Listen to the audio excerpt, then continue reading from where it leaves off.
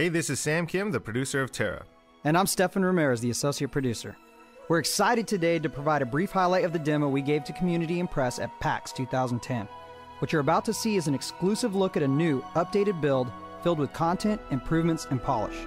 This is not a trailer, but a cut-down version of our demo built entirely from footage captured in one of our playthroughs. T.E.R.A. is deep. It doesn't have a story, it is a story. And progression in T.E.R.A. isn't just about levels, items, or skills, but about moving the story forward and finding more about the world and your role in it as a player. Which brings us to why we're here today. The Valkyrian Federation has tasked an elite band of warriors to take down T.E.R.A. and her evil band of cultists responsible for countless deaths of Federation citizens. I am Medjai the Priest. This is Atelius the Berserker. Brutus the Lancer. Zane the Archer. And finally, Bartholomew the Slayer, or Bob for short. To recap on the adventure thus far, the Valkyrian Federation called us to investigate any potential threats on the island of Dawn. There we found clues of a secret and dangerous cultist organization leading to the smuggler's hideout. There, the party encountered the Rock Monster, where Brutus protected everyone with his shield. After defeating the Rock Monster, the party found clues of the cultists leading us to the excavation site. The Federation awarded us with mounts and skills plus material for crafting. I chose weapon crafting, Bob chose butterfly gathering. Good job, Bob. And at the excavation site, the party encountered the Guardian, a monster made in the image of T.E.R.A. The Guardian was tough, and we almost didn't make it.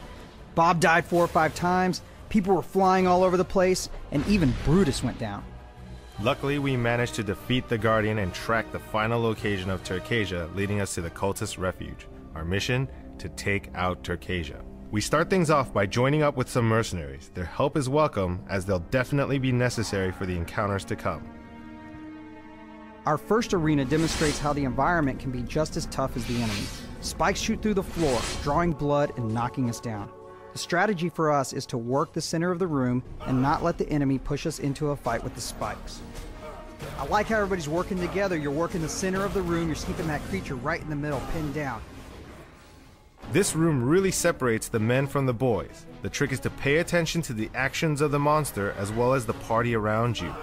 The mages throw energy blasts, and the lancers bash enemies, both of which knock players down, leaving them vulnerable to attacks. Those lancers can do just as much damage as our guys, but they're huge.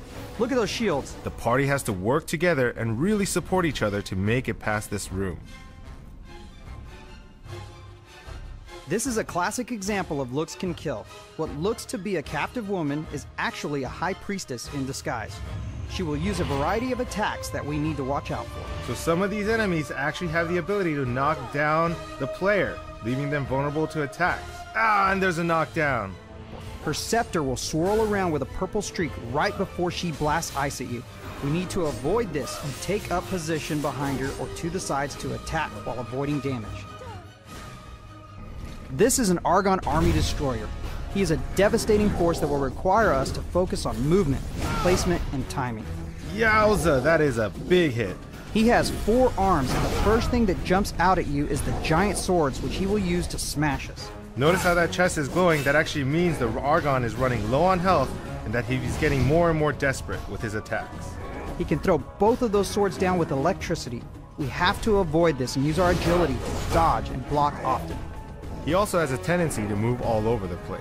You'll see him drop 2 of his massive arms down, vault himself forward, and slash with his swords all at once.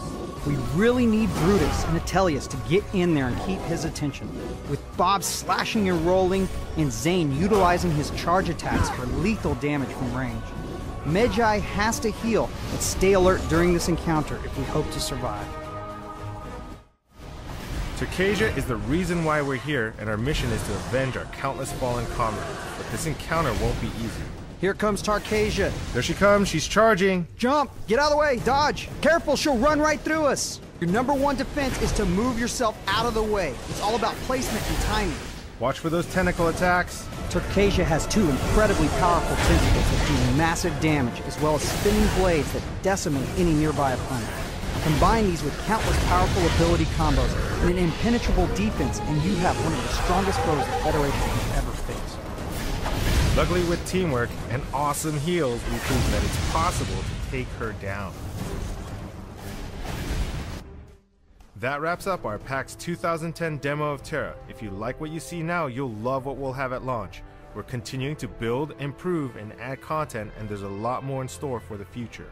Soon we'll be providing even more depth around things we touched upon today, like story, instance dungeons, crafting, enchanting, mounts, and much more. T.E.R.A. is coming in 2011, and if you haven't already done so, check